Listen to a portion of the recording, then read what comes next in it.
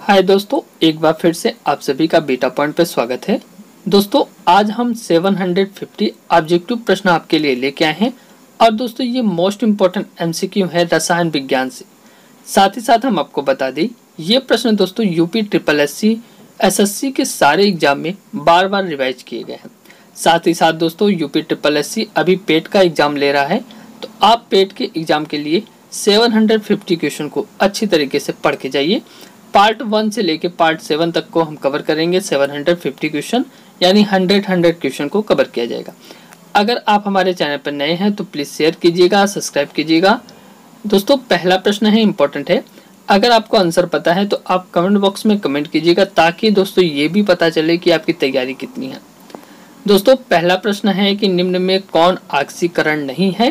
तो option number A दोस्तों, औक्षेपण जो होता है ना, ये ऑक्सीकरण नहीं है। अगले प्रश्न की बात करते हैं कि नमक के घोल में सिल्वर नाइट्रेट का घोल डालने पर दही जैसे पदार्थ उत्पन्न होता है। दोस्तों यह कौन सी अभिक्रिया है? तो दोस्तों ये अभिक्रिया होती है उदासीनीकरण की। अगला प्रश्न है कि संक्षारण किस प्रकार की अभिक्रिया है? तो दोस्तों संक्षारण जो होता है ना, ये उपचयन अभिक्रिया होती है। अगले प्रश्न की बात करते हैं। अगला है दोस्तों कि किसी रासायनिक अभिक्रिया में ऑक्सीजन के अनुपात का बढ़ना क्या कहलाता है? तो दोस्तों किसी रासायनिक अभिक्रिया में जब ऑक्सीजन बढ़ती है तो दोस्तों उस अभिक्रिया को कहते हैं उपचयन अभिक्रिया। अगले प्रश्न की बात करते हैं। 5 नंबर क्वेश्चन है कि निम्न में से कौन सी अभिक्रियाओं के युग्म हमेशा साथ साथ होते हैं? तो दोस्तों आप ध्यान दीजिएगा, उदासीनीकरण और विस्थापन अभिक्रियाओं के जो युग्म होते हैं ना, वो हमेशा साथ साथ होते हैं। अगले प्रश्न की बात करते हैं। 6 नंबर प्रश्न है कि सोडियम हाइड्रोक्साइड और हाइड्रोक्लोरिक अम्ल की अभिक्रिया से सोडियम क्लोराइड और जल बनाते हैं। तो दोस्तों ये कौन सी अभिक्रिया है? तो हम आपको बता दें दोस्तों, ये उदासीनीकरण अभिक्रिया होती है। अगला प्रश्न है दोस्तों कि किसी अभिक्रिया में भाग लेने वाले पदार्थ क्या कहलाते हैं? अगर कोई अभिक्रिया हो रही है और उसमें जो भाग लेने वाले पदार्थ हैं दोस्तों, तो वो कहलाते हैं अभिकारक कहलाते हैं। अगले प्रश्न की बात करते हैं दोस्तों। अगला है कि श्वसन किस प्रकार की अभिक्रिया होती है? तो दोस्तों जो श्वसन है ना, ये होती है ऊष्माक्षेपी अभिक्रिया, तो इसे आप ध्यान दीजिएगा। अगला प्रश्न है दोस्तों कि प्रबल अम्ल और दुर्बल क्षारक से बने लवण का पीएच मान क्या होता है? तो आप ध्यान दीजिएगा, पीएच मान से बहुत ज्यादा क्वेश्चन पूछा जाता है दोस्तों। तो हम आपको बता दें, प्रबल अम्ल और दुर्बल क्षार से जो बनते हैं लवण, उनका जो पीएच मान होता है दोस्तों, वो 7 से कम होता है हमेशा। अगला प्रश्न है दोस्तों कि क्षारक को जल में घोलने पर क्या मुक्त होते हैं? तो दोस्तों जब क्षारक को हम जल में घोलते हैं ना, तो OH आयन मुक्त होता है, यानी हाइड्रोक्साइड आयन मुक्त होता है। दोस्तों अगला प्रश्न है कि दही में किस प्रकार का अम्ल पाया जाता है? तो ये प्रश्न भी बार बार पूछा जाता है कि नींबू में कौन सा अम्ल पाया जाता है, दही में कौन सा अम्ल पाया जाता है? तो दोस्तों दही में हमेशा लैक्टिक अम्ल पाया जाता है। किसी अम्ल में मुख्य रूप से एक परमाणु अवश्य मौजूद रहता है, जो दोस्तों धातु से अभिक्रिया करके गैस उत्पन्न करता है। तो दोस्तों ये जो धातु होती है ना, ये होता है हाइड्रोजन परमाणु होता है। अगला प्रश्न है दोस्तों कि वे पदार्थ जिनके स्वाद खट्टा होते हैं और जो नीले लिटमस के घोल को लाल बनाता है कहा जाता है? तो दोस्तों जो नीले लिटमस के पेपर को लाल बना देता है उसे कहा जाता है अम्ल। अगले प्रश्न की बात करते हैं। अगला प्रश्न है कि जल में घुलनशील भस्म कहलाते हैं? तो दोस्तों जो जल में घुलनशील भस्म होते हैं ना, वे क्षार कहलाते हैं। अगला प्रश्न है दोस्तों, निम्न में से कौन प्रबल अम्ली है? तो दोस्तों ध्यान दीजिएगा, प्रबल अम्ली पीएच मान क्या होता है? 0 होता है, जबकि प्रबल क्षार का क्या होता है? 14 होता है। अगला प्रश्न है दोस्तों, इंपॉर्टेंट है कि लिटमस रंजक बैंगनी रंग का होता है जो निकला जाता है। तो दोस्तों लिटमस रंजक बैंगनी रंग का होता है जो निकला जाता है। तो हम आपको बता दें, निकला नहीं, यहाँ निकाला जाता है दोस्तों, तो ये लाइकेन से निकाला जाता है। अगला प्रश्न है दोस्तों, इंपॉर्टेंट है कि शुष्क बुझा हुआ चूना क्लोरीन गैस की क्रिया से कौन सा पदार्थ बनता है? तो दोस्तों शुष्क बोझा हुआ चूना और क्लोरीन गैस की क्रिया से हम आपको बता दें ये दोस्तों विरंजक चूर्ण बनता है, ये भी एक पदार्थ है। अगला प्रश्न है दोस्तों कि हल्दी, लिटमस पत्र आदि किस प्रकार का सूचक है। तो दोस्तों हल्दी जो लिटमस पत्र है ना, ये किस प्रकार का सूचक है पूछा गया है यहाँ पे। तो ये प्राकृतिक सूचक होता है। अगर आपको पता है तो आप कमेंट बॉक्स में कमेंट कर सकते हैं और वीडियो को ज़्यादा से ज़्यादा शेयर कर दें और सब्सक्राइब करें ताकि मेरी मेहनत भी आपके काम आए। अगला प्रश्न है अपच का उपचार करने के लिए निम्न में से कौन सी औषधि का उपयोग होता है। तो दोस्तों ये होता है एंटासिड का उपयोग होता है। अगला प्रश्न है कि निम्न में से कौन ऑक्सीकरण नहीं है। तो दोस्तों पूछा गया है कौन ऑक्सीकरण नहीं है। तो दोस्तों अवक्षेपण जो है ये ऑक्सीकरण नहीं है। अगला प्रश्न है दोस्तों कि प्राकृतिक गैस का दहन किस प्रकार का रासायनिक अभिक्रिया है। तो दोस्तों ये होता है ऊष्माक्षेपी अभिक्रिया होती है प्राकृतिक गैस का दहन। अगला प्रश्न है कि कॉपर चूर्ण को वायु में गर्म करने पर उसके सतह पर कॉपर ऑक्साइड की परत जम जाती है, इस परत का रंग कैसा होता है। तो दोस्तों इसका रंग होता है काला, इसे हम काली रंग भी कह सकते हैं।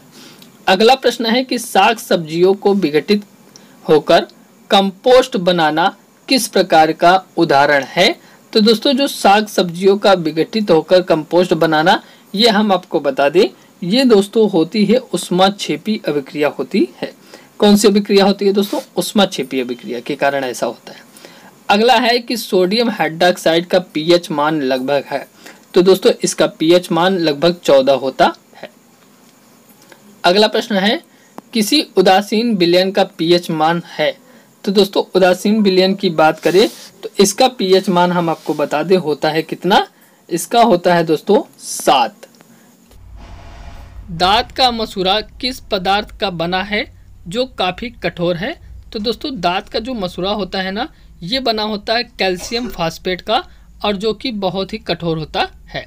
अगला प्रश्न है कि इमली में कौन सा अम्ल है। तो दोस्तों इमली की बात करें तो इसमें टार्टरिक अम्ल होता है। अगले प्रश्न की बात करते हैं। अगला प्रश्न है कि उपचयन अपचयन अभिक्रिया को क्या कहते हैं। तो दोस्तों उपचयन और अपचयन की जो अभिक्रिया होती है इसे रिडॉक्स अभिकर्मक अभिक्रिया भी कहते हैं। अगले प्रश्न की बात करते हैं। अगला प्रश्न है कि दानेदार जस्ता पर तनु सल्फ्यूरिक अम्ल डालने पर कौन सा गैस उत्सर्जित होता है। तो दोस्तों दानेदार जस्ता पर तनु सल्फ्यूरिक अम्ल जब डाला जाता है ना, तो इसमें दोस्तों कौन सी गैस उत्पन्न होती है ये पूछा गया है। तो ये हाइड्रोजन गैस उत्पन्न होती है। अगले प्रश्न की बात करते हैं। अगला है कि सूर्य प्रकाश की उपस्थिति में पौधे कार्बन डाइऑक्साइड और जल से अपना भोजन तैयार करते हैं, यह कौन सी अभिक्रिया है। तो दोस्तों ये अभिक्रिया होती है प्रकाश रासायनिक अभिक्रिया होती है। अगले प्रश्न की बात करते हैं। अगला है कि जिंक तथा लेड कॉपर की अपेक्षा क्या होते हैं। तो दोस्तों जिंक और लेड कॉपर की अपेक्षा अधिक क्रियाशील होते हैं। अगले प्रश्न की बात करते हैं। अगला प्रश्न है दोस्तों कि अंगूर का किण्वन करना एक है। तो दोस्तों अंगूर का जो किण्वन होता है ना, एक क्या है, ये रासायनिक परिवर्तन है। अगला प्रश्न है कि मैग्नीशियम के रिबन के दहन होने पर किस प्रकृति का लौह उत्सर्जित होता है। तो दोस्तों मैग्नीशियम के जब रिबन का दहन होता है ना, तो इसमें दोस्तों हम आपको बता दें इसमें श्वेत चमकदार प्रकृति का लौह उत्पन्न होता है या उत्सर्जित होता है। अगला प्रश्न है दोस्तों कि सिरका में कौन सा अम्ल पाया जाता है। तो दोस्तों सिरका में एसिटिक अम्ल पाया जाता है। तो दोस्तों ये अम्ल से रिलेटेड बहुत ही प्रश्न पूछे जाते हैं कि लैक्टिक अम्ल किस में पाया जाता है, सैट्रिक अम्ल किस में पाया जाता है, एसिटिक अम्ल किस में पाया जाता है, ये प्रश्न पूछे गए हैं, तो आप पढ़ के जाइएगा। अगला प्रश्न है कि निम्न में से कौन विजातीय यौगिक है।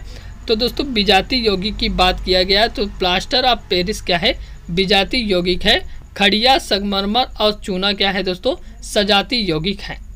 अगला प्रश्न है दोस्तों कि नींबू के रस का पीएच मान लगभग होता है। तो दोस्तों नींबू के रस का जो पीएच मान होता है ना, ये लगभग 2.2 होता है, तो आप ध्यान दीजिएगा।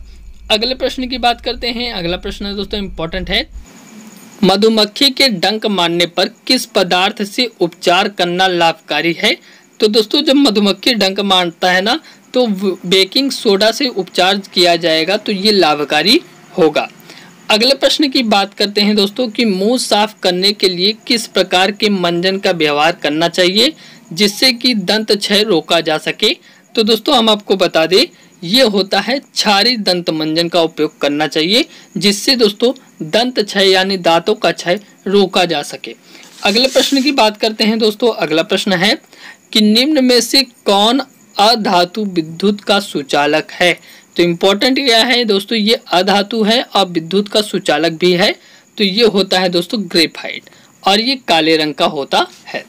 अगले प्रश्न की बात करते हैं कि निम्न में से किस धातु को चाकू से काटा जा सकता है? इंपॉर्टेंट क्या है, चाकू से काटा जा रहा है, ये धातु है दोस्तों।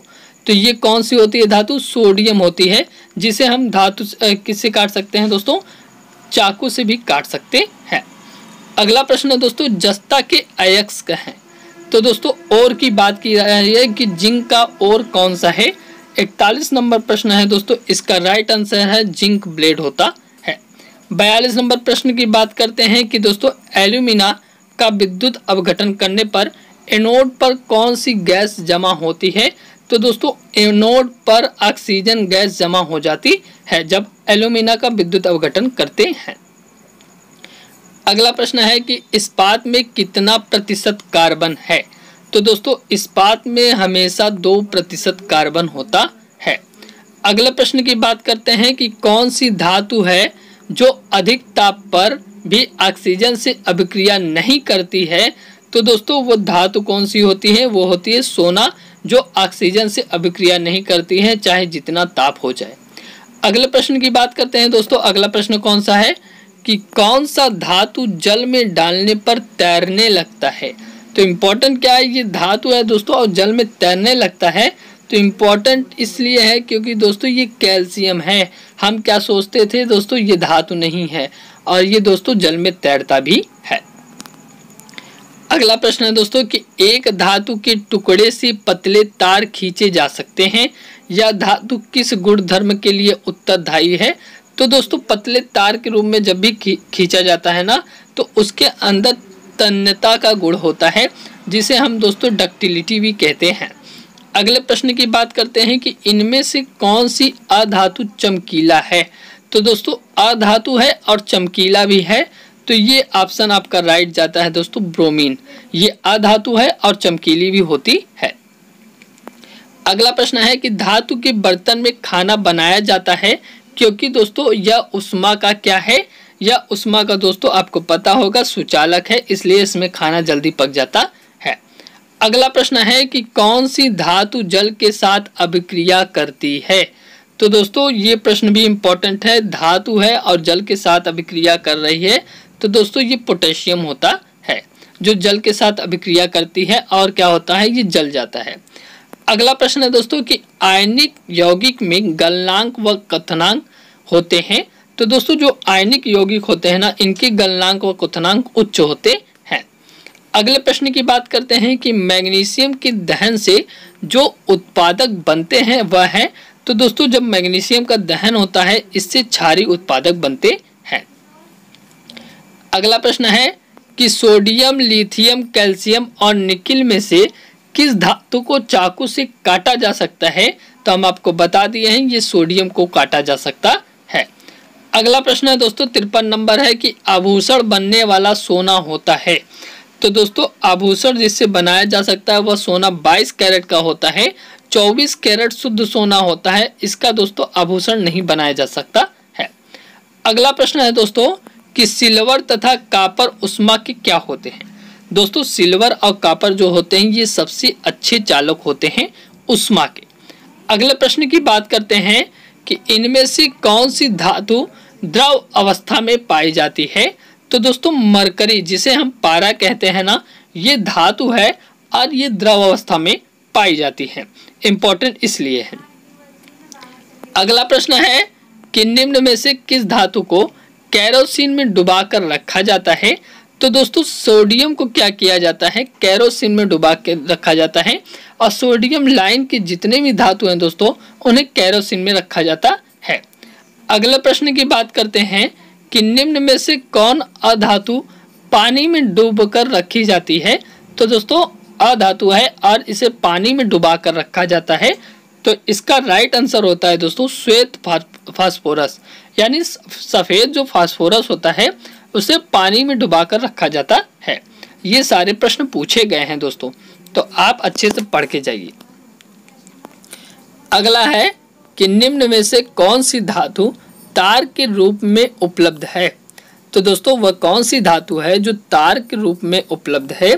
तो 58 नंबर का राइट आंसर जाता है कॉपर, जो दोस्तों तार के रूप में क्या है, उपलब्ध है। अगला प्रश्न है कि भूपर्पटी में स्वतंत्र अवस्था में पाई जाने वाली धातुएं निम्नांकित में से कौन है। तो दोस्तों भूपर्पटी यानी भू के ऊपर पाए जाने वाली, दोस्तों पर्पटी के नीचे पाई जाने वाली जो भी धातु है स्वतंत्र अवस्था में वह कौन सी है पूछी गई है। तो दोस्तों इसका राइट आंसर हमें पता था, आप बताएंगे Ag है। कौन सा है दोस्तों, Ag। अगले प्रश्न की बात करते हैं। अगला प्रश्न है दोस्तों कि निम्न में से कौन अधातु है। तो दोस्तों निम्न में से कौन अधातु है। अधातु क्या है दोस्तों, हाइड्रोजन जो है ये अधातु है।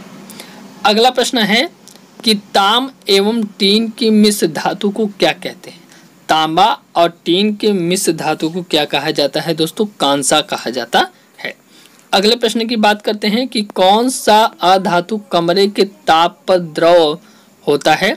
तो दोस्तों अधातु की बात की गई है और वो द्रव अवस्था में होता है कमरे के तापमान पर। तो ये दोस्तों ऑप्शन नंबर सी है, ब्रोमीन। अगला प्रश्न है कि सीसा और टीन की मिश्र धातु को कहते हैं। तो दोस्तों जो सीसा है और टीन है इसकी जो मिश्र धातु होती है ना दोस्तों, इसे कहा जाता है सोल्डर। ठीक है, सोल्डरिंग करते हैं ना, वही होता है। दोस्तों अगले प्रश्न की बात करते हैं। अगला है कि कार्बन का कौन सा अपरूप अधिक कठोर होता है। तो दोस्तों कार्बन का सबसे कठोर अपरूप कौन सा होता है, ये हीरा होता है। कॉपर को वायु में जलाने पर कौन सा यौगिक बनता है। तो दोस्तों जब हम कॉपर को वायु में जलाते हैं ना, तो ये बनता है कॉपर ऑक्साइड यौगिक बनता है। अगला प्रश्न है दोस्तों कि सिलिका क्या है। तो दोस्तों सिलिका जो है ना ये होती है उपधातु, ध्यान दीजिएगा। अगले प्रश्न की बात करते हैं। अगला प्रश्न है इंपॉर्टेंट है दोस्तों कि धातुओं को पीटकर पत्थर बनाना आसान है। धातु के किस गुणधर्म को ये बतलाता है। जब दोस्तों धातुओं को हम पीट कर ना पत्थर के रूप में बनाते हैं तो इसे कहते हैं आघात वर्ध्यता बोलते हैं। अगला प्रश्न है दोस्तों इंपॉर्टेंट है कि अगर किसी मिश्र धातु में एक धातु पारद है तो इसे क्या कहते हैं। कोई मिश्र धातु है और उसमें एक धातु पारद है तो दोस्तों उसे हम कह सकते हैं ये अमलगम है। अगला प्रश्न है कि लोहे पर भाप की अभिक्रिया से कौन सा गैस उत्पन्न होता है। तो दोस्तों लोहे पर जब हम भाप की क्रिया कराते हैं ना तो हाइड्रोजन गैस उत्पन्न होता है। अगला प्रश्न है कि निम्न में से कौन सा गुण कार्बनिक यौगिकों में प्राय नहीं होता है। तो दोस्तों कार्बनिक यौगिकों में प्राय जल में विलयता का गुण नहीं होता है। अगला प्रश्न है कि निम्न में से कौन विद्युत का सुचालक है। तो दोस्तों विद्युत के सुचालक की बात करें तो दोस्तों विद्युत का सुचालक ग्रेफाइट होता है, हम आपको बता चुके हैं। अगला प्रश्न है दोस्तों कि निम्न में कौन कार्बन के अपरूप है। तो दोस्तों कार्बन के अपरूप क्या है, हीरा भी है, ग्रेफाइट भी है, फ्लोरीन भी है, यानी उपरोक्त तो सभी ऑप्शन सही हैं। अगले प्रश्न की बात करते हैं। अगला प्रश्न है कि निम्न में कौन एल्कोहल पेय के लिए उपयुक्त है। तो दोस्तों कौन एल्कोहल पेय के लिए उपयुक्त है, ये राइट आंसर है दोस्तों एथेनॉल। ये एल्कोहल पेय के लिए उपयुक्त होता है। अगला प्रश्न है कि कार्बन क्या है। तो दोस्तों कार्बन अधातु है कि धातु है कि उपधातु है, ये पूछा गया है। तो दोस्तों कार्बन क्या है, अधातु है। अगला प्रश्न है दोस्तों कि क्लोरोफॉर्म का क्वथनांक है। तो दोस्तों जो क्लोरोफॉर्म का क्वथनांक होता है ना ये 334 केल्विन होता है। अगला प्रश्न है कि साबुन के द्वारा सफाई का काम अच्छी तरह होता है। तो दोस्तों ये कब होता है साबुन के द्वारा सफाई का अच्छा काम? जब वो जल जो होगा वो मृदु जल होगा तभी होगा। अगले प्रश्न की बात करते हैं दोस्तों, 77 नंबर है कि निम्न में कौन जल में अविलय है? तो दोस्तों एथाइन जो होता है ना ये जल में अविलय होता है। अगला प्रश्न है दोस्तों कि हीरा और ग्रेफाइट कार्बन के क्या है? तो दोस्तों ये कार्बन के अपरूप होते हैं। अगला प्रश्न है दोस्तों कि उस हाइड्रोकार्बन का नाम बतावें जिससे एथेनॉल बनता है। तो दोस्तों वो कौन सा हाइड्रोकार्बन है जिससे एथेनॉल बनता है? तो दोस्तों वो ऑप्शन नंबर सी आपको दिखा रहा है, एथेन से एथेनॉल बनता है। अगला प्रश्न है दोस्तों इंपॉर्टेंट है कि पेंसिल बनाने में कार्बन के किस अपरूप का उपयोग किया जाता है? तो दोस्तों ये ग्रेफाइट का उपयोग किया जाता है। अगला प्रश्न है कि रबड़ निम्न में से किसका बहुलक है? तो दोस्तों रबड़ की बात की गई है और ये किसका बहुलक है? तो ये आइसोप्रीन का बहुलक होता है। अगला प्रश्न है कि निम्नलिखित में से कौन ऊष्मा और विद्युत का सुचालक है? तो दोस्तों ऊष्मा और विद्युत का सुचालक कौन है? दोस्तों ग्रेफाइट होता है। अगला प्रश्न है दोस्तों कि तेल लगा कागज होता है।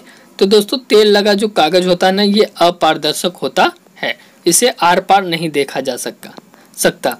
एक ही प्रकार के परमाणुओं से मिलकर बना पदार्थ क्या कहलाता है? तो दोस्तों एक ही परमाणु से जब भी कोई भी पदार्थ बनता है उसे हम कहते हैं दोस्तों तत्व कहते हैं। अगला प्रश्न है दोस्तों कि दो या दो से अधिक तत्वों की मात्रा पर विचार से एक निश्चित अनुपात में संयोग करने से बना पदार्थ क्या कहलाता है? जब दोस्तों दो तत्व मिलते हैं तब क्या बनता है ये पूछा गया है। तो दोस्तों हमेशा यौगिक बनता है, जैसे Na और हम Cl को मिला देंगे तो दोस्तों यौगिक बनेगा, NaCl बनेगा। अगले प्रश्न की बात करते हैं। अगला है कि दो या दो से अधिक शुद्ध पदार्थों को किसी भी अनुपात में मिला देने से क्या बनता है? शुद्ध पदार्थों को मिलाया जा रहा है दोस्तों दो या दो से अधिक पदार्थों को, तो ये हमेशा दोस्तों मिश्रण बनता है। अगला प्रश्न है कि ऐसे तत्व जिनमें धातु और अधातु के गुण पाए जाते हैं क्या कहलाते हैं? तो दोस्तों जिसमें धातु अधातु दोनों का गुण होता है उसे उपधातु बोलते हैं। अगले प्रश्न की बात करते हैं। निम्नलिखित में से कौन धातु होते हुए भी विद्युत का कुचालक है? तो दोस्तों ध्यान दीजिएगा, कौन धातु होते हुए भी विद्युत का कुचालक है? तो दोस्तों ये लेड होता है। अगले प्रश्न की बात करते हैं कि निम्नलिखित में से किस अधातु में धात्विक चमक पाई जाती है? तो दोस्तों कौन सा ऐसा अधातु है जिसमें धात्विक चमक पाई जाती है ये पूछा गया है। तो हम आपको बता दें उपरोक्त दोनों ऑप्शन सही होना चाहिए, आयोडीन और ग्रेफाइट दोनों। अगला प्रश्न है दोस्तों कि निम्नलिखित में से कौन एक यौगिक है? तो दोस्तों यौगिक की बात की जा रही है, तो यौगिक क्या हो सकता है दोस्तों? अमोनिया। ओजोन यौगिक नहीं है दोस्तों, ओजोन O3 होता है, वायु यौगिक नहीं है, पारा यौगिक नहीं है। अगला प्रश्न है कि निम्नलिखित में से किस पदार्थ में ऑक्सीजन नहीं है? तो दोस्तों कौन सा ऐसा पदार्थ है जिसमें ऑक्सीजन नहीं है? वो है दोस्तों मिट्टी का तेल, उसमें ऑक्सीजन नहीं होता है। अगला प्रश्न है कि वायु क्या है? तो दोस्तों वायु मिश्रण है, यौगिक है कि द्रव है कि विलयन है ये पूछा गया है। तो दोस्तों जो वायु होता है ना वो मिश्रण होता है। अगला प्रश्न है कि स्टेनलेस स्टील क्या है? तो दोस्तों स्टेनलेस स्टील क्या होता है? ये मिश्रण होता है हमारे तात्पर्य से, क्योंकि ये दो धातुओं को मिलाकर बनता है। अगला प्रश्न है कि निम्नलिखित में से कौन न तो तत्व है और न ही यौगिक है? तो दोस्तों ये ऑप्शन आपका राइट जाएगा, वायु। ये न तो तत्व है और न ही क्या है? यौगिक है। अगला प्रश्न है कि पदार्थ का चतुर्थ अवस्था क्या है? तो दोस्तों पदार्थ की चार अवस्थाएं होती हैं, वो चौथी अवस्था पूछा गया है, कौन सी है दोस्तों? ये है प्लाज्मा। अगला प्रश्न है, 5 अवस्थाएं हैं दोस्तों, एक होता है आइंस्टाइन होता है, ठीक है, कंडेंसेट आइंस्टाइन होता है। अगला है 96 नंबर कि निम्नलिखित में से कौन एक यौगिक है? तो दोस्तों यौगिक की बात पूछी गई है, तो इसका राइट आंसर दोस्तों रेत जो है ना ये क्या है? एक यौगिक है। अगला प्रश्न है कि विरंजक चूड़ क्या है? तो दोस्तों विरंजक जो चूड़ होता है ना ये होता है यौगिक। अगला प्रश्न है कि बारूद होता है, तो दोस्तों बारूद की बात की गई है, तो दोस्तों ये बारूद जो है ना ये मिश्रण है, ठीक है। अगले प्रश्न की बात करते हैं कि विश्व का प्रत्येक पदार्थ अत्यंत सूक्ष्म कणों से मिलकर बना है, यह सर्वप्रथम किसने कहा था? तो दोस्तों ये सबसे पहले बताया था कर्लाद ने, तो ये इंपॉर्टेंट है। अगला प्रश्न दोस्तों कि कोयला क्या है? तो दोस्तों कोयला की बात की गई है, तो ये क्या है दोस्तों? तत्व है। अगर दोस्तों आपको हमारी क्लास अच्छी लगी है तो प्लीज़ लाइक कीजिएगा, सब्सक्राइब कीजिएगा और ज़्यादा से ज़्यादा शेयर कीजिएगा। आपकी पेट के एग्ज़ाम के लिए बहुत ही महत्वपूर्ण है दोस्तों, और डेली क्लास हो रही है, आप क्लास ना छोड़ें, ज़्यादा से ज़्यादा सब्सक्राइब करें।